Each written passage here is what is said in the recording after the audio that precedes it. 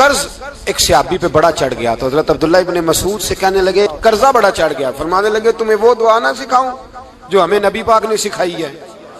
فرمایا اگر تمہارے اوپر پہاڑ کے برابر بھی قرضہ ہوگا تو اللہ تمہارے قرضے کا بندوبست فرما دے گا. پر مسئلہ یہ ہے دعائیں یاد کرنی پڑتی ہیں اور پڑھنی پڑتی ہیں. یاد کرنی پڑتی ہیں اور ہم ہیں تعویذ پہ لگے ہوئے کہ کچھ لکھ کے دے دیں تاکہ باندھ لوں. دعا سکھائی نبی پاک نے کیا فرمایا اللہم اکفنی بحلالک عن حرامک واغننی بفضلک عمن سواک. فرمایا یہ دعا مانگا کرو اے اللہ مجھے کفایت کرنے والا رزق عطا فرما اور مجھے حرام سے بچا اور مجھے اپنے فضل کے ساتھ دوسروں سے بے نیاز کر دے.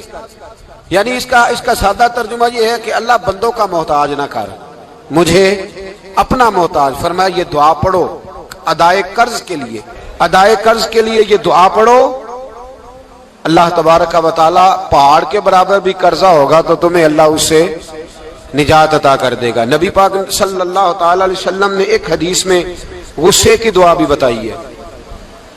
ویسے میرے خیال میں لوگوں کو غصہ نہیں آتا. آج کل غصہ نہیں آتا, لوگوں میں تکبر آ گیا ہے. اپنے سے چھوٹے پہ غصہ آتا ہے, اپنے سے تگڑے پہ کیوں نہیں آتا؟ جس آدمی نے گلی پہ خیرات مانگنے والے پہ غصہ کیا وہ ایس ایچ او صاحب پہ کیوں نہیں کرتا؟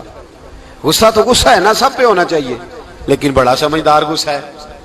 غریب آدمی کو دیکھ کے غصہ آتا ہے, امیر آتا ہے تو غصہ نکل جاتا ہے. تو میں تو کہتا ہوں لوگوں کو غصہ, اگر تجھے غصہ آتا ہے تو مار دیوار کے ساتھ ٹکر تیرے غصے کی سمجھ آئے. یہ کس قسم کا غصہ ہے جو غریب پہ ہی ہاتھ اٹھا رہا ہے؟ تو خدا را خیال فرما. غریبوں کے حق میں بڑا غصہ, مجبوروں کے حق میں بڑا غصہ, ماتحتوں پر. اور اگر چودھری صاحب آ جائیں تو پھر بہانہ بنا لیتے, کہتے غصہ تو مینوں بڑا آیا سی, پھر میں کہا میرے گھر آیا ہے, پھر بہانہ بنا لیا. ایسے نہیں کرو. نبی پاک صلی اللہ علیہ وسلم نے دعا سکھائی بخاری میں. فرمایا جب غصہ آئے تو پڑھا کرو اعوذ باللہ من الشیطان. آتی ہے نا دعا ماشاءاللہ, اعوذ باللہ من الشیطان. جب غصہ آئے تو یہ والی دعا پڑھ لیا کرو. نبی پاک علیہ الصلوۃ والسلام نے ارشاد فرمایا کہ جب تمہارے بھائی کو چھینک آئے نا تو چھینک آنے والے کو کہنا چاہیے الحمدللہ. چھینک آئے اس نے کیا کہنا ہے؟ یاد ہو جائے گا کیا کہنا ہے؟ الحمدللہ. اور جو سنے اس نے کہنا یرحمک اللہ. کیا کہنا ہے؟ یرحمک اللہ, اللہ تجھ پہ رحم کرے. یہ پڑھنا ہے اس میں. حضرت عبداللہ بن مبارک رحمۃ اللہ تعالی علیہ نا دریا کے کنارے کھڑے تھے, کشتی سے اترے تھے ابھی اور وہیں کھڑے تھے. تو ایک آدمی, دو چار لوگ کشتی میں کنارے سے آپ کے پاس سے گزرے تو ایک کو چھینک آئی, اس نے کہا الحمدللہ. اب سنت ہے کہ جواب دو یرحمک اللہ, اللہ تیرے اوپر رحم فرما. جواب دینا تھا لیکن وہ کشتی تیزی سے گزر گئی. حضرت عبداللہ بن مبارک رحمۃ اللہ تعالی علیہ نے ملاح کو بلایا. فرمانے لگے اس کشتی کا پیچھا کرنا ہے. وہ کہنے لگا سواریاں بیٹھیں گی تو جاؤں گا. اس زمانے میں جو پوری کشتی کا ایک سائیڈ کا کرایہ تھا وہ 5 دینار تھا. فرمانے لگے تو نہ اس طرح کر, اسپیشل مجھے لے جا بٹھا کے. کیا لے گا؟ اس نے کہا 20 دینار لوں گا. فرمایا 20 ہی دوں گا. اس کشتی کا پیچھا کیا اور جس آدمی کو چھینک آئی تھی نا اس سے جا کے یرحمک اللہ کہا. اس نے جواب میں جزاک اللہ کہا. تو آپ فرمانے لگے میرا کام ہو گیا, واپس چل. ملا دنیا دار تھا, وہ سوچنے لگا. پہلے تو اس نے سوچا میرا کیا ہے, 20 دینار تو ان کے گئے ہیں. لیکن جب اترنے لگے نا تو 20 دینار دیے یا 20 درہم دیے. تو وہ کہنے لگا حضرت جی صرف ایک لفظ کہنے کے لیے آپ نے اتنا پیسہ خرچ کر دیا. فرمایا لفظ کہنے کے لیے نہیں, اپنے مصطفیٰ کی سنت ادا کرنے کے لیے, اپنے نبی پاک علیہ السلام کی سنت ادا کرنے کے لیے. یرحمک اللہ, اللہ تیرے اوپر رحمت کرے. کس طرح کا خوبصورت انداز سکھایا. دیکھیے ایک حدیث ترمذی شریف میں نبی پاک صلی اللہ علیہ وسلم نے فرمایا کسی بیمار کو دیکھ کے یا کسی مصیبت میں مبتلا آدمی کو دیکھ کے تم یہ دعا پڑھ لو, تمہیں کبھی وہ مصیبت نہیں آئے گی. کیسی خوبصورت دعا ہے. کسی مصیبت زدہ کو, بیمار کو دیکھ کے پڑھو, تمہیں کبھی وہ مصیبت الحمدللہ الذی عافانی مما ابتلاک بہ وفضلنی علی کثیر ممن خلق تفضیلا. اللہ تعالیٰ کا شکر ہے جس نے مجھے اس مصیبت سے عافیت دی اور اس بیچارے کو یا تجھے اللہ نے مبتلا کیا اور اللہ نے مجھے اپنی بہت ساری مخلوق پہ فضیلت دی ہے. یعنی اللہ نے مجھے بڑا اچھا رکھا ہوا ہے. یار میں تو الحمدللہ بڑا اچھا ہوں، دیکھو بیچارہ. یعنی یہ دعا بھی ہے اور اپنے اوپر شکر ادا کرنے کا ایک. اعلیٰ حضرت فاضل بریلوی رحمت اللہ تعالیٰ علیہ کو نا گلے کے اندر چھوٹی چھوٹی 2 پھنسیاں نکل آئیں، تو اس زمانے میں طاعون کا مرض پھیلا ہوا تھا. ایک بڑے قابل حکیم کو لایا گیا، انہوں نے چیک کر کے کہا آپ کو تو طاعون ہو گیا ہے. فرمانے لگے چل دوڑ جا، مجھے طاعون نہیں. اس نے کہا جناب یہ گلے پہ بنا ہوا ہے اور سب کو پتا ہے آج کل پھیلا ہوا. فرمایا سب کو ہو سکتا ہے، مجھے نہیں ہو سکتا. کیوں؟ فرمانے لگے ایک بندے کو طاعون ہوا تھا تو میں نے اسے دیکھ کے وہ دعا پڑھ لی تھی جو نبی پاک نے بتائی ہے، لہذا حضور کا فرمان ہے تو مجھے ہر بیماری آ سکتی ہے پر یہ بیماری آ سکتی. وہ شخص کہنے لگا جی منہ میں بھی گلٹیاں چلی گئی ہیں، کھول نہیں رہا، کیا ہوگا؟ اعلیٰ حضرت نے کالی مرچ منگوائی، اسے پیس کے زبان کے نیچے رکھا تو ساری بیماری دور ہو گئی. فرمانے لگے بلاؤ نہ ذرا اس حکیم کو جو کہتا تھا طاعون ہو گیا ہے، وہ تو صحیح ہوتا ہی نہیں اتنی جلدی. فرمایا ہر چیز بدل سکتی ہے پر میرے نبی کا فرمان نہیں بدل سکتا، میرے رسول پاک علیہ السلام کا فرمان نہیں بدل سکتا. تو عزیز دوستو، نبی پاک اب بڑی خوبصورت بات آئی، ساری خوبصورت تھی، بڑی پیاری بات آئی. دنیا میں سب سے حسین چہرہ اللہ نے اپنے رسول کو عطا فرمایا ہے. نبی پاک کا چہرہ بھی حسین ہے. مکھ چند بدر شاہ شانی ہے، متھے چمک دی لاٹ نورانی ہے، کالی زلف تے اکھ مستانی ہے، مخمور اکھی ہے مد بھری. پیارا چہرہ ہے حضور کا. جتنا چہرہ پیارا تھا اتنے ہی حضور کے اخلاق بھی بڑے پیارے تھے.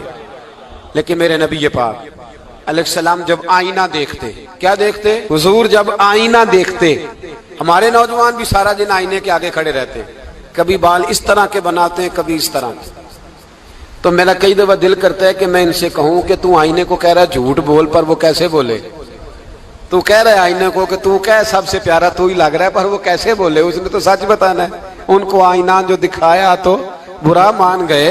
تو میرے عزیز یاد رکھیے گا نبی پاک صلی اللہ علیہ وسلم بھی آئینہ دیکھتے. آئینہ دیکھنا حضور کی سنت ہے. کوئی سنت سمجھ کے آئینہ دیکھے گا تو ایک دفعہ دیکھنے پر 100 شہیدوں کا ثواب ملے گا. لیکن نبی پاک صلی اللہ علیہ وسلم آئینہ دیکھتے کیا کہتے؟ اللہم انت حسنت خلقی فحسن خلوقی. یا اللہ، یہ دیکھیں حضور نے ہمیں سکھایا ہے، یا اللہ جس طرح تو نے میری صورت اچھی بنائی ہے میری سیرت بھی اچھی بنا دے. یہ ہمیں سکھانے کے لیے دعا. یا اللہ جس طرح صورت اچھی بنائی ہے، جس طرح تو کہتا ہے نا اس دفعہ اس وقت دیکھ لو کپڑوں پہ کوئی داغ نہیں، تو دعا کیا کر باطن کے بھی اللہ داغ دور فرما دے، یہ والا سارا معاملہ بھی ٹھیک ہو جائے. آخر کی طرف آتا ہوں. فرمایا جب کھانا کھانے لگو تو دعا مانگو. اور ایک روایت میں فرمایا یہ دعا پڑھ لو، کھانے میں زہر بھی ہوگا تو تم پہ اثر نہیں کرے گا. کھانے پہ ایسے میں بڑی تکلیف سے کہتا ہوں کہ آج بھی ہمیں کہنا پڑتا ہے کہ بہت سارے لوگ ایسے ہیں جو ابھی بھی کھانے سے پہلے بسم اللہ نہیں پڑھتے. یار بڑے افسوس کی بات نہیں؟ بڑے افسوس. حضور نے دعا سکھائی، میں یہ دعا پڑھو گے تو زہر بھی ہوگا تو اثر نہیں کرے گا. بسم اللہ الذی لا یضر مع اسمہ شیء فی الارض ولا فی السماء یا حی یا قیوم، جس کی برکت سے زمین و آسمان میں کوئی چیز بھی نقصان نہیں دیتی. اور اے اللہ اے ہمیشہ زندہ رہنے والے اور قائم رہنے والے. یہ نبی پاک علیہ السلام. اور ایک حدیث میں اور بھی دعا آئی ہے. بسم اللہ شریف تو خیر بخاری میں موجود ہے، مسلم میں موجود ہے. بسم اللہ والا برکت اللہ بھی ایک حدیث میں نبی پاک صلی اللہ علیہ وسلم نے ارشاد فرمایا. اور جب کھانا کھا چکے پھر کہا دعا مانگو، الحمدللہ الذی اطعمنا وسقانا وجعلنا من المسلمین. اللہ تعالیٰ کا شکر ہے جس نے ہمیں کھلایا بھی پلایا بھی اور مسلمان بھی بنایا. حضرت مرزا مظہر جانا فرماتے ہیں کہ بارش ہوئی تھی تازی دلی میں تازی بارش ہوئی تھی. ایک بابا لکڑی کے جوتے پہنے کھڑا ہوں، اللہ اللہ اللہ، اسی کسے دے کچھ بھی نہیں لگ دے نہ کوئی ساڈا دردی. بابا مست ہو کے جا رہا، اللہ اللہ کرتا جا رہا. ایک طوائف اپنے کوٹھے سے اتر کے تو سیڑھیوں پہ بیٹھی تھی، ساتھ اس کا یار بھی بیٹھا تھا. بابا اپنی مستی میں جا رہا ہے تو بابا جی کے پیروں سے کچھ مٹی اڑی تو اس عورت کے کپڑوں پہ پڑ گئی. پرواہ نہیں، بزرگ گزر رہے. وہ یار اس کا دوڑا ہوا آیا، اس نے آ کر تھپڑ مارا. کا خیال نہیں سارے اس کے کپڑے آلودہ کر دیے، تو کدھر تیرا دماغ نہیں ٹھیک؟ بابے نے نظر اٹھائی، کہا بیٹے میں نے دیکھا نہیں، چل اللہ تیرا بھلا کرے، تو نے بدلہ لے لیا. بابا جی چپ کر کے وَإِذَا خَاطَبَهُمُ الْجَاهِلُونَ قَالُوا سَلَامًا، چپ کر کے گزر گئے. ٹھنڈ کا موسم تھا، بارش تازہ ہوئی تھی، حلوائی دودھ کاڑ رہا تھا. اس نے بٹھایا بابا جی کو پھٹے پہ، پیالہ پکڑا، دوڑ کے آگے بڑھا. بزرگ آ گئے، آئیے بیٹھیے. دودھ کا گرم گرم پیالہ شکر ڈال کے دیا. بابا جی نے دودھ پیا، پھر نظر جھکی، پھر رنگ بدلا. کہنے لگے مالک تو کتنا بے نیاز ہے، کہیں تھپڑ مرواتا ہے، کہیں دودھ پلاتا ہے. تیری بے نیازی ہے نا، ادھر تھپڑ مروایا، یہاں دودھ پلایا، تو ہی جانتا ہے تیرے رنگ کیا ہے. ابھی بابا وہیں بیٹھا تھا، توڑے آئے پیچھے سے لوگ، شور ہوا. بابے کو دبوچ کے وہاں لے گئے جہاں اس نوجوان نے تھپڑ مارا تھا. کہا تو اللہ کا بندہ ہے، اللہ کے بندے بد دعا تو نہیں دیتے. ہوا کیا؟ کہا تو نے بد دعا دی ہے. کہا نہیں دی، بات بتاؤ. کہنے لگے اس نے تجھے تھپڑ مارا ہے، چھت پہ چڑھا ہے، پیر پھسلا ہے، گردن کے بل گرا ہے، منکا ٹوٹ گیا، مر گیا ہے، تو نے بد دعا دی ہے. بابا جی کہنے لگے یار میں نے تو دوسرا لفظ بھی نہیں کہا، بھلا ہو کہہ کے گزرا ہوں، میں نے نہیں بد دعا دی. کہا تو نے دی ہے تبھی تو مر گیا. کہا نہیں دی. کہا بابا تو بزرگ آدمی ہے، سچ بول. تو بابا جی کہنے لگے سچ سنو. پھر میں آ رہا تھا، میرے پیروں سے مٹی اڑی، اس کے یار کے کپڑوں پہ پڑی، اسے برا لگا، اس نے مجھے مارا. جب اس نے مجھے مارا تو میں کوئی لاوارث تو نہیں تھا، جب اس نے مجھے مارا تو میں کوئی لاوارث تو نہیں تھا. مجھے دشمنوں نہ چھیڑو، میرا ہے کوئی جہاں میں ابھی پکار لوں گا، نہیں دور ہے مدینہ. اس نے مجھے مارا تو میں کوئی لاوارث تھا کہ میرا بدلہ کوئی نہ لیتا. اس نے مجھے مارا ہے تو میرے یار کو برا لگا تو اس نے اسے مار دیا ہے، میری تو غلطی کوئی نہیں. یاروں کا جھگڑا ہے، یہ تو دوستوں کا جھگڑا ہے، یہ تو یاروں کا جھگڑا ہے، کوئی غلطی نہیں میری، کوئی غلطی نہیں. خش خش جنہ قدر نہیں میرا، اے میرے صاحب نو وڈیاں، میں تے گلیاں دا روڑا کوڑا، میں گلیاں دا روڑا کوڑا. مینوں محل چڑھایا ہے سائیاں، مینوں محل چڑھایا ہے سائیاں. فرمایا اس نے مجھے لاوارث سمجھا تھا کہ تھپڑ مار کے گزر جائے، میرا کو پوچھے گا ہی نہیں. میرے رسول پاک علیہ السلام کے بارے میں رب فرماتا ہے ابھی میں تو تیرے ہوتے ہوئے کافر کو سزا نہیں دیتا کہ تو موجود ہے. یاد رکھیں حضرت فضیل بن ایاز فرماتے ہیں ایک جوان تھا، مسجد میں آیا، لوگوں سے کہنے لگا روٹی کھلاؤ. کسی نے توجہ نہ کی. اس نے کہا میں رب بتانے والا ہوں، میری طرف دیکھو تو صحیح. کسی شخص نے خیال ہی نہ کیا. پھر اس نے کہا یار تھوڑا سوچو. نمازیوں سے کہا، اہل علاقہ سے کہا، انہوں نے کہا تیری طرح کے بڑے درویش دیکھیں. مسجد کے محراب میں وہ رب کریم کا بندہ انتقال کر گیا. جب فوت ہو گیا نا، لوگوں کا مزاج ہے، بیمار کو دوائی نہیں دیتے، جنازے پہ وقت پہ پہنچ جاتے. جب کوئی گر رہا ہوتا ہے تو سہارا کوئی نہیں دیتا، جب کوئی گر جاتا ہے، ٹانگ ٹوٹ جاتی ہے تو تیمارداری کو زمانہ پہنچ جاتا ہے. اور بزرگ وہ نوجوان اللہ کا نیک بندہ مسجد کے محراب میں فوت ہو گیا. حضرت فضیل ابن ایاز کہتے ہیں امام صاحب نے اعلان کیا چندہ دو، کوئی لاوارث فوت ہو گیا، کفن دینا. چندہ کٹھا ہوا، کفن خریدا، جنازہ پڑا. عشاء کے بعد دفن کر کے آئے. فجر کی نماز کے لیے جب امام اور مؤذن مسجد میں آئے تو چیخیں مارنے لگے، تڑپنے لگے. دور دور تک آوازیں پھیل گئی، دنیا دوڑی آئی. کیا ہوا؟ کہنے لگے وہ جو تم نے کفن پہنایا تھا وہ یہاں پڑا ہوا ہے، اور دیکھو کفن پہ تحریر لکھی ہے. تحریر کیا ہے؟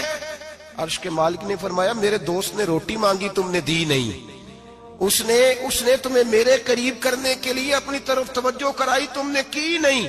اور میرا یار تمہارے کفن کا محتاج تھا، سنبھال کے رکھو اپنا کفن، میں نے اسے جنت کا لباس عطا فرما دیا، سنبھال کے رکھو. یہ کوئی لاوارثوں کا ٹولہ ہے؟ یاد رکھیں جو وارث والے ہیں، وارث والے ان کا رنگ اور ہے، جو ماننے والے ہیں ان کا مزاج اور ہے. اپنی زندگی لاوارثوں کی طرح نہیں. اللہ تعالیٰ اپنے بندوں سے بڑی ہی محبت فرماتا ہے. بغیر طلب کے، بغیر دعا کے رزق، مال، اولاد، صحت، عافیت، دوست، احباب، ماں باپ، یہ سب نعمتیں اللہ بغیر طلب کے بندوں کو عطا فرماتا ہے. اللہ تبارک و تعالی اپنے بندوں کے حق میں رحمت والے فیصلے کرتا ہے، درگزر والا معاملہ فرماتا ہے. جگہ جگہ قرآن مجید میں اللہ تعالیٰ نے اپنے بندوں پر رحمت کرنے کا ذکر فرمایا ہے. ان اللہ یغفر الذنوب جمیعا. فرمایا بے شک رب تمہارے سارے ہی گناہ معاف فرما دے گا. تم نا امید نہ ہونا، وہ معاف کر دے گا تمہیں. قرآن مجید میں فرمایا ان اللہ بالناس لرؤوف الرحیم، بے شک اللہ اپنے بندوں پر بڑا ہی مہربان اور نہایت ہی رحم کرنے والا رؤوف اور رحیم ہے، بڑا مہربان ہے، کرم فرماتا ہے. اللہ تعالیٰ اپنے بندوں سے بڑا جلد راضی ہو جاتا ہے. وہ اپنے بندوں کو بہت زیادہ مشقت میں نہیں ڈالتا. وہ اپنے بندوں سے اپنی نعمتوں کا بدلہ نہیں چاہتا. بہت سخت مشقت والی عبادتیں نعمتوں کے بدلے نہیں چاہتا. وہ بڑی جلدی رحم فرماتا ہے. ماں پیار کرتی ہے اپنے بچے سے، لیکن وہ ناراض بھی ہو جاتی ہے بعض چیزوں پہ. بعض معاملات اس کا دل بھی دکھاتے ہیں. بعض جگہ وہ رو کے یہ بھی کہتی ہے کہ تو نے میری محبت کا کوئی نتیجہ نہیں مجھے دیا، میری ساری کمائی تو نے ضائع کر دی. والد بہت ساری جگہوں پہ ناراض ہوتا ہے، شکوہ کرتا ہے، کہتا ہے میری بیماریوں کی، پریشانیوں کی، بڑھاپے کی، کمزوریاں کا سبب بیٹے تو ہی بن گیا. یہ ساری تکلیفیں تو ٹھیک ہو جائیں تو میری شاید عمر بھی بڑھ جائے، صحت بھی ٹھیک ہو جائے، میں زیادہ دیر جوان رہ سکوں. ناراض ہوتے ہیں ماں باپ. اسی طرح ماں باپ راضی بھی ہو جاتے ہیں، وہ بڑی جلدی راضی ہو جاتے ہیں. میں اکثر کہتا ہوں کہ والد کو راضی کرنے میں 5-7 منٹ لگ جاتے ہیں، اماں تو 1.5-2 منٹ میں راضی ہو جاتی ہے.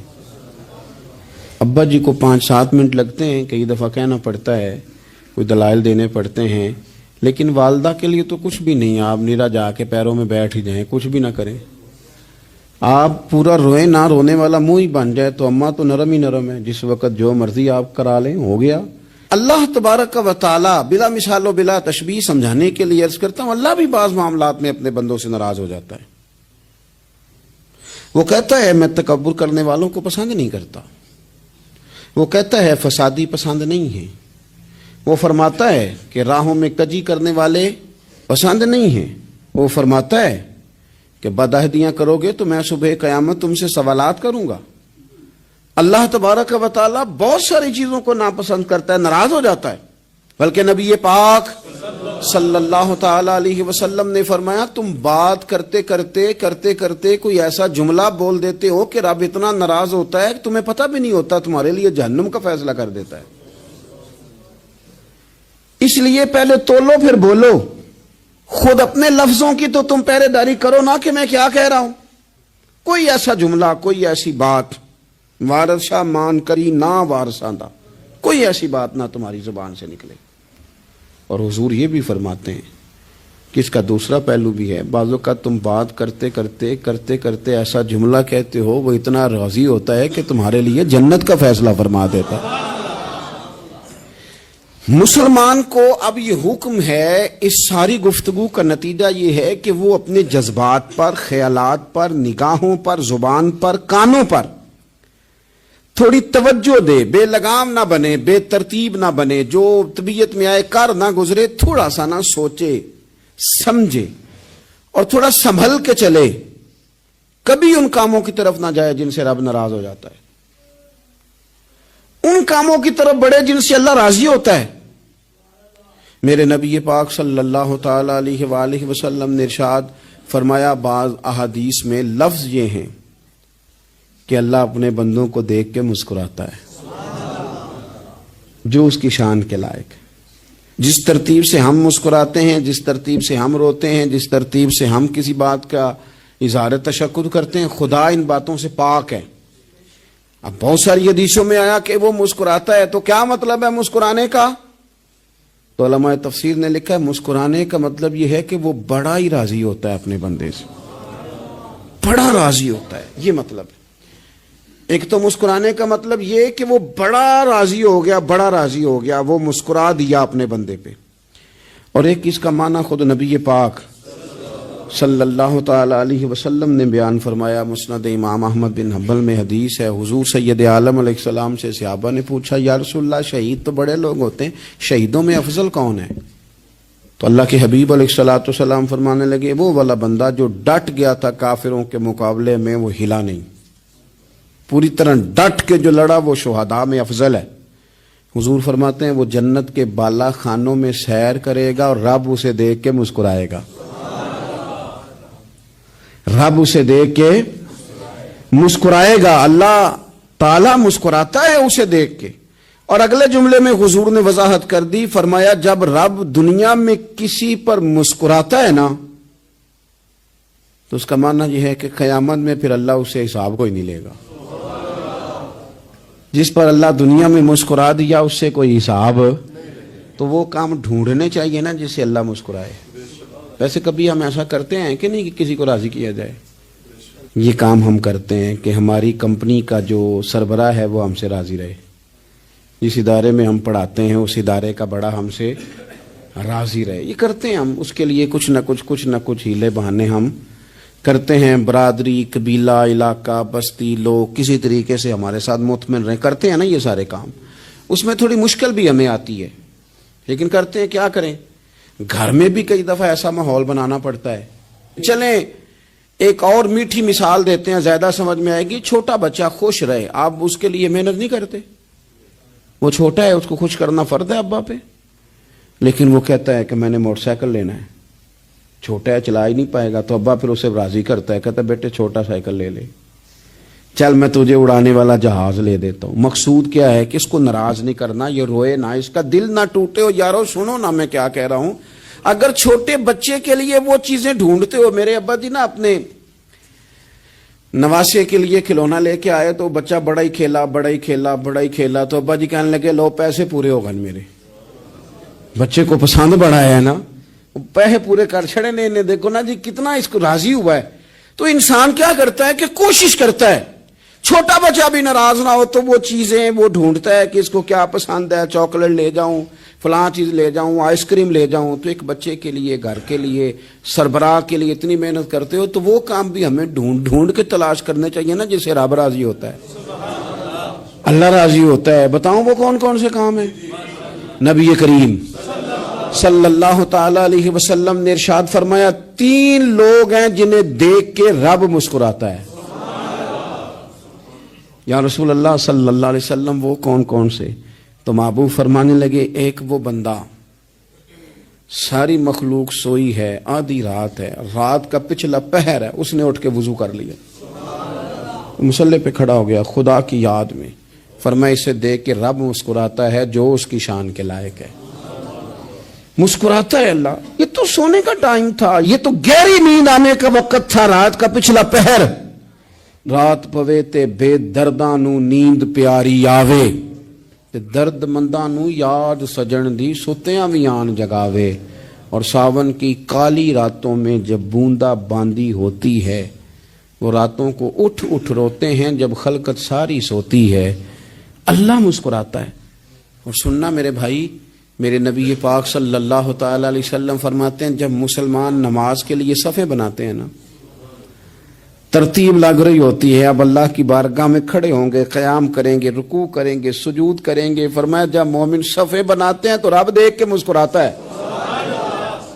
مسکراتا ہے. کمال ہو گئے عروج بندگی کا, جب بندے کو دیکھ کے رب مسکرائے. خدا بندے سے خود پوچھے بتا تیری رضا کیا ہے, مسکراتا ہے. اور میرے نبی پاک علیہ السلام فرماتے ہیں جب مجاہد جہاد کے لیے صفیں سیدھی کرتے ہیں, آج تو یہ رب کے نام پہ مرنے ہی آ گئے, یہ صفوں میں کھڑے ہوں گے, ترتیب سے لڑیں گے, ترتیب سے گلا کاٹیں گے کافروں کا یا شہادت لیں گے. فرمایا جب جہاد کے لوگ صفیں بناتے ہیں تو رب انہیں دیکھ کے مسکراتا ہے.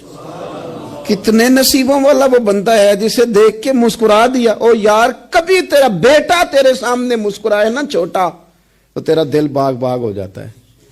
تیری ماں بیمار کسی ایک دن صحیح طرح ہنس پڑے تو طبیعت خوش ہو جاتی. مجھے بتاؤ نا جس کا رب بھی اسے دیکھ کے ہنس پڑے, جو اس کی شان کے لائق ہے, کیا اس بندے کے نصیبیں ہیں, کیا اس کے مقدر ہیں. آپ اس مقام پر اپنے آپ کو لائیں. اب دیکھیں نا یہ حدیث آپ نے سن لی, اب ہم نے نا اس طرح صفیں نہیں بنانے جس طرح ساری دنیا, اب ذرا صفیں بھی شوق سے بنائیں گے. اب ذرا تھوڑا سا شوق پیدا کریں گے, بھئی یہ تو میں وہ کام کرنے لگا ہوں جسے دیکھ کے رب مسکراتا ہے. نبی پاک صلی اللہ علیہ وسلم نے فرمایا جب کو بندہ توبہ کرتا ہے نا, ہم توبہ کا رٹا لگاتے ہیں، یا اللہ میری توبہ، یا اللہ. اور توبہ کا تو مطلب یہ ہے کہ پچھلے گناہوں سے پکی توبہ، آج کے بعد یہ غلطی نہ کرنے کا پکا وعدہ. تو نے ساری شب برات رو کے گزاری ہے، بتا سویرے جھوٹ جوڑنے کا ارادہ ہے تیرا؟ آج کے بعد رشوت تو نہیں نہ لے گا، ملاوٹ تو نہیں نہ کرے گا، یہ توبہ ہے. اور اگر سارے کام اسی طرح کرنے ہیں تو پھر یہ توبہ کا رٹا ہے، تو جتنا مرضی لگاؤ. حضرت علی بن ربیعہ رضی اللہ تعالیٰ عنہ فرماتے ہیں میں مولا علی کے ساتھ تھا، مقام حرہ کی طرف جا رہے تھے، حضرت علی نے ہاتھ اٹھا کے دعا مانگی ہماری تعلیم کے لیے، ورنہ حضرت علی ہم صحابہ کو محفوظ عن الخطا تو مانتے ہیں نا. ہاتھ اٹھا کے کہا اے اللہ ہمارے گناہ بخش دے، تیرے علاوہ کوئی معاف کرنے والا نہیں. اور پھر حضرت علی آسمان کی طرف دیکھا اور دیکھ کے نا حضرت علی بن ربیعہ کو تو مسکرائے.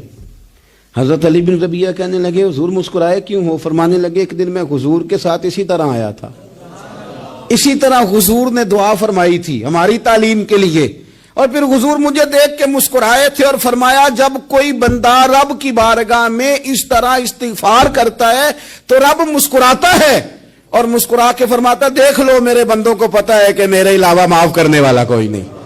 انہیں پتا ہے، تم اس کی بارگاہ میں رجوع تو لاؤ، آؤ تو صحیح دو آنسو لے کر. اقبال کہتے ہیں کہ موتی سمجھ کے شان کریمی نے چن لیا، قطرے دو گرے میرے ار کے انفال کے. دو میں نے آنسو بہائے تھے تو اس کے کرم نے تو موتی سمجھ کے چن لیے. سنو نا حضور اس استغفار کو اللہ کو یار رات کو توبہ کر کے سونا چاہیے. ہمیں کچھ غلطیاں ہم کرنا نہیں چاہتے پر ہم سے ہو جاتی ہیں، کچھ دل ہم توڑنا نہیں چاہتے پر وہ ٹوٹ جاتے ہیں، ہماری مجبوری ہوتی ہے ٹوٹ جاتے ہیں.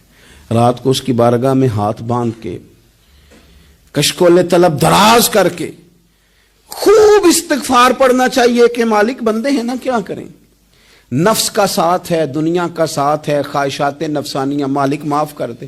درد سے توبہ، رسم نہ ہو، کہانی نہ ہو، لفظ نہ ہو، جملے نہ ہو. اور جناب ایسے لوگوں کے بیچ بڑے ہاتھ باندھ کے اور بڑا کوئی ضرورت نہیں. آپ اکیلے اپنی چارپائی پہ بستر کے اندر منہ دے کے بھی درد سے کہیں گے نا معاف کر دے تو وہ تو مہربانی بڑا ہے. میرے نبی پاک صلی اللہ علیہ وسلم مثال دیتے ہیں، فرمایا ایک آدمی صحرا میں جا رہا، صحابہ سے حضور خطاب کر رہے ہیں، فرمایا ایک آدمی صحرا میں جا رہا تھا، اس نے اپنی اونٹنی پہ کھانا پانی پیسے ہر چیز رکھی ہوئی تھی. صحرا تھا بہت بڑا، درمیان صحرا کے گیا تو تھوڑا سا سستانے کے لیے آرام کرنے کے لیے اونٹنی سے نیچے اترا. اب اس نے اونٹنی کی لگام، اونٹنی کی نکیل اپنے سرہانے کے نیچے رکھی، ہاتھ کے ساتھ پکڑی اور سو گیا. تھوڑی ہی دیر کے بعد جب اس کی آنکھ کھلی تو دیکھا اونٹنی غائب ہے. صحرا میں وہ پیدل نہ آگے جا سکتا ہے، نہ پیچھے جا سکتا ہے، نہ دائیں نہ بائیں. کھانے کو روٹی نہیں، پینے کو پانی کا قطرہ نہیں، تھوڑا ادھر بھاگا ادھر بھاگا، تھک گیا. کریم محبوب فرماتے ہیں وہ پوری طرح نڈھال ہو گیا اور مایوس ہو گیا، معاذ اللہ. مایوس ہو کے دوبارہ اسی جگہ آ کے لیٹ گیا جہاں پہلے لیٹا تھا. انتظار کرنے لگا کہ اب موت ہی آئے گی، آخری وقت ہے. اب نہ میں پیدل یہ صحرا کراس کر سکتا ہوں، نہ پیچھے جا سکتا ہوں، نہ کھانا ہے نہ پانی ہے، سوائے موت کے کوئی سہارا نہیں. حضور فرماتے ہیں وہ رستے میں دوبارہ لیٹ گیا. اچانک اس نے رخ بدلا تو اونٹنی سامنے کھڑی تھی. حضور نے صحابہ سے پوچھا بتاؤ نا اسے بھلا کتنی کو خوشی ہوگی؟ یا رسول اللہ جسے نئی زندگی مل گئی ہے. آپ دیکھیں نا سارے ڈاکٹروں نے کہہ دیا کہ اس کے تو گردے میدا جگر ہر چیز ختم ہے، گھر لے جاؤ خدمت کرو. ہر طرف پریشانی ہے. وہ بندہ بھی سمجھ گیا ہے کہ آخری وقت آ گیا، کل جاؤں پرسوں جاؤں، تیاری ہو گئی، سب لوگ آ گئے، باہر والے بھی آ گئے. یہ ماحول ایک عجیب رنگ اختیار کر گیا. اچانک ایک ڈاکٹر نے آ کے کہا نہیں نہیں غلطی لگ گئی تھی. مجھے بتائیے انداز کیا ہوتا ہے؟ بغیر دوائی کے بندہ اٹھ کے کھڑا نہیں ہو جاتا. او میں تو بچ گیا ہوں. نبی پاک صلی اللہ علیہ وسلم فرمانے لگے اس کی اونٹنی مل گئی. بتاؤ بھلا اسے کتنی خوشی ہوگی. یا رسول اللہ وہ تو دوبارہ دنیا میں آ گیا. حضور فرمانے لگے اسے کچھ بھی خوشی نہیں ہوئی. جب کوئی رب کا گناہگار بندہ آ کے توبہ کرتا ہے، رب کو اس سے کئی گنا زیادہ خوشی ہوتی ہے. میرا بندہ آ گیا ہے، میرا بندہ آ گیا ہے، میرے گھر آ گیا. اس نے آنسو بہائے ہیں. اس نے کہا اللہ میں تیرا ہی رزق کھاتا ہوں، تیری ہی زمین پہ رہتا ہوں، تیرے نام سے میری سانسیں چلتی ہیں۔ وہ آ گیا، فرمایا اس اونٹنی والے سے زیادہ رب کو خوشی ہوتی ہے جب گناہگار آ کے توبہ کرتے۔ گناہگاروں کے آنسو اس کی بارگاہ میں بڑے مقبول ہیں، لیکن ہم رسم ادا کرتے ہیں، توبہ نہیں کرتے۔ ہم اپنے آپ کے ساتھ دھوکہ کرتے ہیں، جھوٹ بولتے ہیں۔ ہم بندہ کوئی ناراض ہو جائے تو ہمیں کو نہیں نیند آتی، اس کے گھر چلے جاتے ہیں۔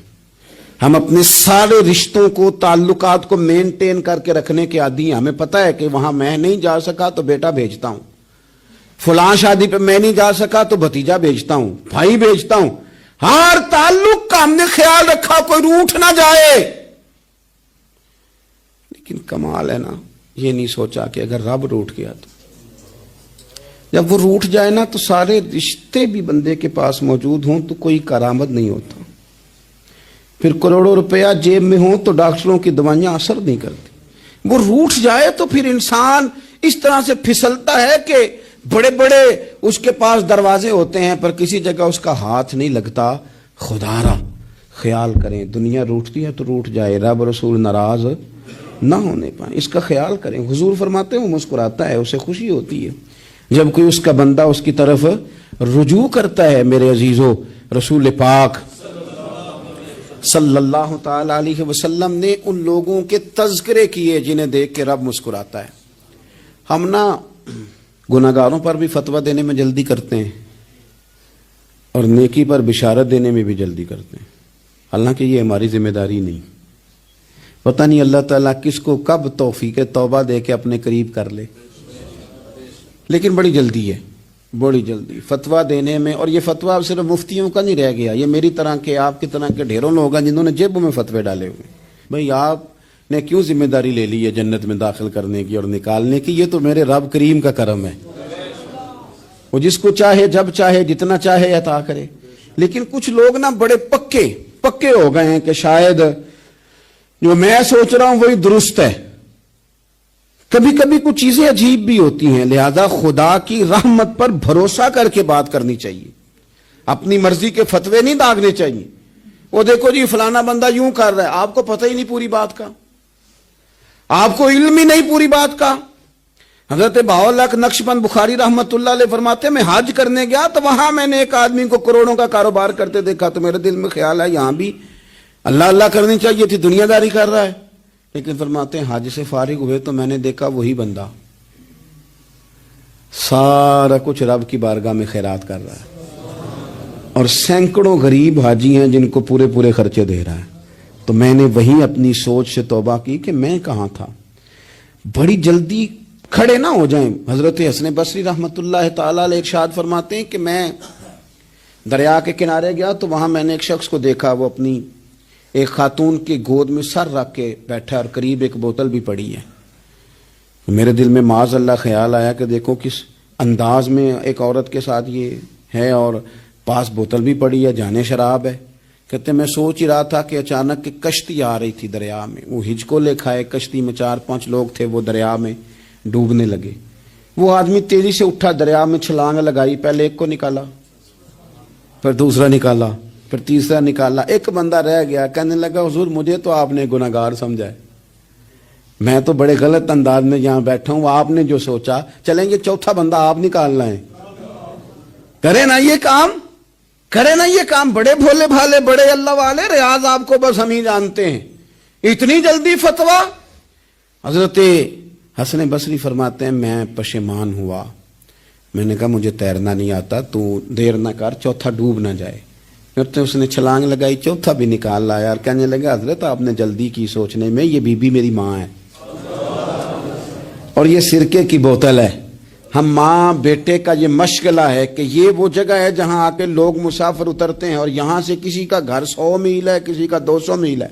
ہم صبح سرکہ، کھجوریں، روٹیاں لے کے یہاں آتے ہیں، مسافروں کی نوکری کرتے ہیں، کوئی پریشان ہو تو مدد کرتے ہیں۔ حضرت خواجہ حسن بصری فرماتے ہیں میں نے معافی مانگی، ان سے بھی مانگی، رب سے بھی مانگی۔ انہوں نے مانگ لی نا بزرگ تھے، پر ہم کو نہیں تیار مانگنے کو۔ ہم ہر وقت بدگمانیاں، وہ فلانے جرم کرتا تھا، میں اسے اب کیسے نیک مان لوں؟ بھئی اب وہ نمازی ہے، خدا کے گھر آتا جاتا ہے، اب اللہ کی بارگاہ میں حاضر ہوتا ہے، جب رب نے معاف کر دیا تو بھی سوچ بدل جا۔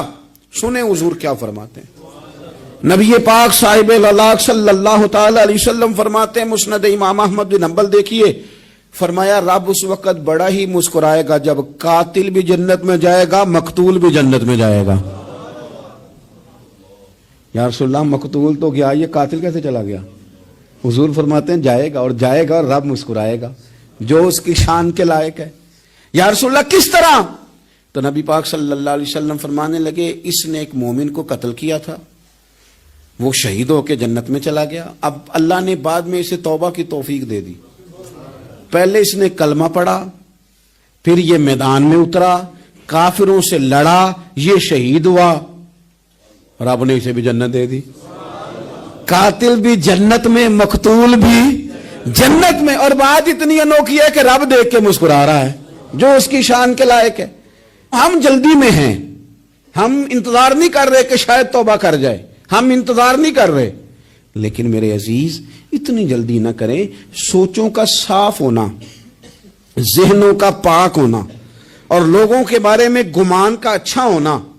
آپ کسی نفسیات کے ڈاکٹر کے پاس چلے جائیں، اسے کہیں ٹینشن بڑی ہے، میں ان کے مضامین پڑھتا رہتا ہوں، وہ سب سے پہلا سبق آپ کو یہ پڑھائیں گے کہ اچھا سوچا کریں۔ اچھا سوچنے سے بندہ تندرست رہتا ہے۔ کس سے بندہ تندرست رہتا ہے؟ ہیں جی واقعی، یعنی اس والے پڑوسی کے بارے میں بھی اچھا سوچنا ہے گھر میں، اس والے کے بارے میں بھی، چھوٹے بھائی کے بارے میں بھی اچھا سوچنا ہے، اور بڑے کے بارے میں بھی اچھا ہی سوچنا ہے۔ یعنی اپنی برادری قبیلے کے بارے میں بھی اچھا سوچیں، جو قبیلے کا نہیں اس کے بارے میں بھی چلیں تھوڑا سا اچھا سوچ لیں۔ اپنے بارے میں تو اچھا سوچا ہے بڑا، میں کہتا ہوں کہ ہم اپنی غلطیوں سمیت اپنے آپ سے بڑا پیار کرتے ہیں، اور دوسرے کی ایک غلطی نظر آ جائے تو ہمیں گھن آنے لگ جاتی ہے۔ آپ جلدی نہ کریں، مالک نے موقع دیا ہے بندوں کو، نہ وہ کسی کا رزق چھین رہا ہے، نہ سانسیں چھین رہا ہے، وہ اپنی زمین پہ چلنے بھی دے رہا ہے، رہنے بھی دے رہا ہے، تو جب اس نے موقع دیا ہے آپ بھی تھوڑا موقع دیں۔ اللہ بڑا کریم ہے، دروازے کھولے گا، اس کے بندے اس کی بارگاہ تک پہنچیں گے۔ بدگمانیاں اور پھر بدگمانیوں کا عروج، اور اس لیول تک جا کے بات کر دینے کا جہاں سے خوف آئے کہ یار یہ بات نہیں کرنی چاہیے تھی۔ رسول کائنات سرور دو عالم صلی اللہ تعالی علیہ وسلم فرماتے ہیں کہ اللہ مسکراتا ہے۔ دیکھو ہمارے ہاں نا ایک اور بھی مسئلہ بن گیا ہے، میں نے کچھ لوگوں کو نا پکا، میرے پیارے ہیں، محبت ہے مجھے، تو میں چونکہ آپ میری کلاس ہیں، میں مشاہداتی اور تجرباتی باتیں بھی کر لیتا ہوں، اسی کی روشنی میں کئی دفعہ گفتگو بھی تیار کرتا ہوں۔ کچھ لوگوں نے نا پکا ذہن بنا لیا یہ کہنے کا کہ ہاتھ بڑا تنگ ہے، پکا، آپ جس وقت پوچھ لیں ان کا ہاتھ اور بڑا ہی زیادہ تنگ ہے۔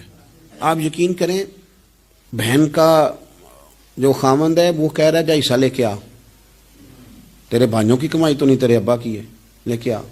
وہ بیچاری اس کی منتیں کر رہی ہے، کہتی ہے اگر جاؤں گی نا تو وہ کہیں گے حصہ لے جا، آج کے بعد ہمارے گھر نہ آنا، میرا دروازہ نہ بند کرو، مہربانی کرو۔ اور بھائی سے بات کرتی ہے تو کہتا ہے ہاتھ ہی بڑا تنگ ہے، جب ٹھیک ہوگا تو دے دوں گا۔ نہ کریں یہ ظلم، ہمارے اپنے تڑپتے رہتے ہیں اور ہماری دولتیں اندر پڑی رہتی ہیں، ہمارے اپنے چھوٹی چھوٹی ضروریات کے لیے پریشان ہوتے ہیں، لیکن ہم بڑے بڑے بہانے ہیں ہمارے پاس، کہتے ہیں یہ نکما ہے، یہ نکھٹو ہے، یہ کام نہیں کرتا، اس میں فلانا ہے، بے فلانا ہے، بلے میں نے نہیں ساتھ چلنا۔ اظہار جب آپ کے اندر پیدا ہوتا ہے نا، اظہار، جب کسی کے لیے آپ حساس ہوتے ہیں تو آپ کو بھی سرور حاصل ہوتا ہے۔ نہ کریں یہ کام کہ آپ کو اللہ نے وسعت دی ہے اور ہر وقت آپ ہاتھ تانگ ہونے کا رونا رو رہے ہیں، ہر وقت آپ یہ کہہ رہے ہیں میں بڑی آزمائش میں ہوں، جب خدا نے آپ پہ نہیں ڈالی تو اتنے جھوٹ بولنا صرف اس لیے کہ میرے پیسے بچ جائیں، صرف اس لیے کہانی سنانا کہ حالات میرے بڑے خراب ہیں کہ کوئی بندہ میرے سے کوئی تھوڑا بہت قرض نہ مانگ لے۔ سنو، نبی پاک صلی اللہ علیہ وسلم کے پاس مہمان آ گیا، بخاری مسلم ہے، حضور نے ازواج مطہرات کے گھروں میں پیغام بھیجا کچھ چیز ہے ضیافت کے لیے، یا رسول اللہ کچھ بھی نہیں، یہ دو جہاں کے شاہ ہیں اور پاس کچھ رکھتے نہیں، دو جہاں کی نعمتیں ہیں ان کے خالی ہاتھ میں، یا رسول اللہ کوئی چیز بھی نہیں۔ حضور نے صحابہ کے مجمع پہ نظر ڈالی، یا رسول اللہ صلی اللہ علیہ وسلم حکم ہو، تو حضور فرمانے لگے تم میں سے کوئی بندہ ہے جو اسے گھر لے جائے روٹی کھلائے۔ ایک صحابی اٹھے، फौरन हुजूर मैं लेके जाता हूँ, खाना खिलाता हूँ। फरमाते हैं मेरे घर में सिर्फ बच्चों का खाना था, ये नहीं कि फ्रीजर भरा हुआ है नेमतों से, सिर्फ बच्चों का खाना। ये नहीं कि किसी को देख के अपनी हंडिया पे बर्तन दे लिया, सिर्फ बच्चों का खाना। कहते हैं घर गया, बीवी से कहा क्या कैफियत है, कहने लगी बच्चों की रोटी है। मैंने कहा बच्चे सुला दे, सुबह नाश्ता कर लेंगे। तो कहने लगी आप क्या खाएंगे? तो मैंने कहा ना मैं खाऊंगा ना तू खाएगी, मेहमान जो नबी पाक का है। कहा अच्छा, अब जरा तजवीज देखो मियाँ बीवी की सूझी आपस में। कहते हैं खाना लगा देना, क्योंकि एक आध बंदे का खाना है।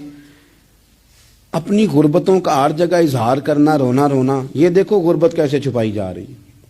उसको कहा नहीं कि चल तू थोड़ा रहम खा, तू आया है तू थोड़ा रहम खा, ये नहीं कहा उठ के ना तू खाना रखना और उठ के ना चिराग ठीक करने के बहाने बुझा देना।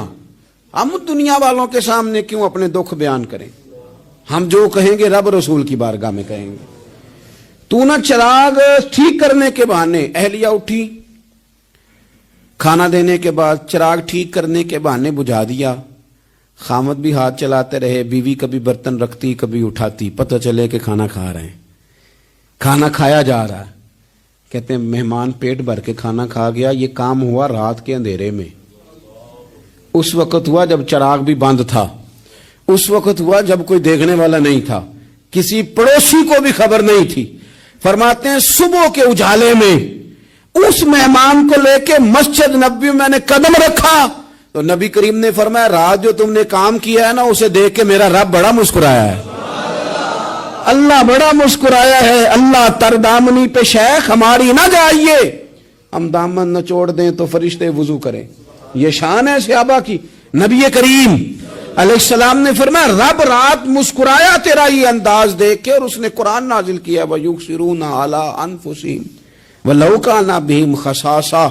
कुछ लोग वो हैं जिन्हें बड़ी भी जरूरत हो तो दूसरों पर एसार कर देते हैं, कुर्बानी दे देते हैं। रब मुस्कुराया है, अंदर पैसे रखे हुए हैं, अंदर पैसे रखे हुए हैं, और बहन आके मिन्नत कर रही है कि भाई हालात बड़े खराब हैं, थोड़ी सी मेहरबानी कर। तो कहते हैं बहन पर्दा ही है बस, कैसे बताऊं तुझे हालात, तुझे क्या बताऊं काम कितनी मुश्किल से चलता है, ये पर्दा ये बस। बहरहाल अगर तूने कहा है ना 50,000 तो मैं ज्यादा नहीं को 20 को दे दूंगा तुझे, वो भी खासी नेकी करके, वो भी बता सिखा के। रात अम्मा पे लहदा से शान चढ़ाऊंगा, अब्बा पे लहदा से चढ़ाऊंगा कि तुम्हारी बेटी के साथ ताउन कर रहा हूँ, सारे इलाके को वैसे ही बताऊंगा। और वो गरीबनी बेचारी 20,000 लेके घर गई है, पे सिफारिशें कर रही है कि मेहरबानी करो। मैंने ऐसे भी देखे हैं जो पहले बीवी को पकड़ाते हैं, तू दे, इसलिए कि फिर वजीर आजम तो डंडा निकाल लेगा तो बड़ा मुश्किल हो जाएगा फिर घर में रहना, लिहाजा वो ये तू आगे लग। ये क्या लहजा है आपका? ये तो किसी को भी दें तो छुपा के देने का हुक्म है, किसी को भी दें तो हमें हुक्म यह है कि सीधे हाथ से देना है, उल्टे को खबर। और ये जो बिल्कुल ही अपने हैं उन पर तो पर्दा पोशी आपके लिए वैसे ही जरूरत थी। मेरे अजीज, रब मुस्कुराता है। मेरे नबी पाक अलैहिस्सलाम ने ये आमाल हमें बताए जिन पर अल्लाह मुस्कुराता है, खुश होता है। और बाज लोगों को हुजूर ने नॉमिनेट किया। हज़रत साद बिन मुआज़ रज़ी अल्लाह ताला अन्हु अजीम सहाबी थे। ये वो खूबसूरत सहाबियां जिनके जनाजे को कंधा मेरे नबी पाक ने अता फरमाया, हुजूर ने कंधा अता फरमाया। कमाल हो गई, निर्ख बाजारे मोहब्बत का अनोखा ही हो गया, खुद खरीदारों में शामिल आके मौला हो गया। हुजूर ने कंधा दिया। हज़रत साद बिन मुआज़ रज़ी अल्लाह ताला अन्हु का जब जनाजा उठा, उनकी वालदा रो पड़ी, बड़े दर्द से रोई। माँ थी ना, उनकी आवाज़ जब हुजूर तक गई तो नबी पाक ने फरमाया आंसुओं को रोक ले, आवाज़ को कम कर ले, तेरे बेटे की तो जब रूह परवाज हुई है तो रब मुस्कुराया है। जिसके आने पे रब राजी हो, मुस्कुरा दे जो उसकी शान के लायक है। ये तो वो लोग हैं कि जिनके जाने पर ना रब, वो किसी ने कहा था कि मेरे मरने पे हर सू शोर मच जाएगा, देखोगे मेरे मरने पे हर सू शोर, तुम्हें पता चल जाएगा जब हम जाएंगे, मेरे मरने पे हर सू शोर मच जाएगा देखोगे, और कहने अलविदा सरकार खुद तशरीफ लाएंगे। और दरवेश कहने लगे बाद मरन दे मुखड़ा मेरा हो जावे जे ताजा, फिर समझ लेना महबूब मेरे ने आन पड़े है जनाजा। और आशिक का जनाजा है, ذرا دھوم سے نکلے اور محبوب کی گلیوں سے ذرا گھوم کے نکلے. فرمایا کہ ان کے تو جانے پہ رب کریم. اور حضور نے ایک دعا بھی دی. حضرت طلحہ رضی اللہ تعالیٰ عنہ صحابی تھے, ان کا وصال ہو گیا تو حضور نے دعا بھی دی. فرمایا یا اللہ جب میرا طلحہ آئے نا تو اس سے مسکرا کے بات کرنا, یہ تجھ سے مسکرا کے بات کرے جو تیری شان کے لائق ہے. تو اللہ تعالیٰ غائب درجے راضی ہوتا ہے. ایک دفعہ پھر بات دہراتا ہوں, جو میدان میں ڈٹ کے شہید ہو رب اسے دیکھ کے مسکراتا ہے جو اس کی شان کے لائق. جو توبہ صحیح کریں سچی کریں رب انہیں دیکھ کے مسکراتا ہے جو اس کی شان کے لائق ہے. جو نماز کے لیے صفیں بنائے رب انہیں دیکھ کے مسکراتا ہے. جو جہاد کے لیے صفیں بنائے رب دیکھ کے مسکراتا ہے. جو لوگ صبح پچھلے پہر اٹھ کے عبادت کریں رب انہیں دیکھ کے مسکراتا ہے. اور جو کبھی کبھی بھوکے رہ کے دوسروں پر قربان کر کے اثار کر دیں رب انہیں دیکھ کے مسکراتا ہے. بہت بڑی فضیلت ہے. اللہ ان سارے کاموں میں سے کسی ایک کام پہ ہمیں بھی لگا دے تاکہ یہ بڑی فضیلت اللہ تعالی ہم گناہگاروں کے حصے میں بھی فرما دے. آخر دعوانا ان الحمدللہ رب العالمین.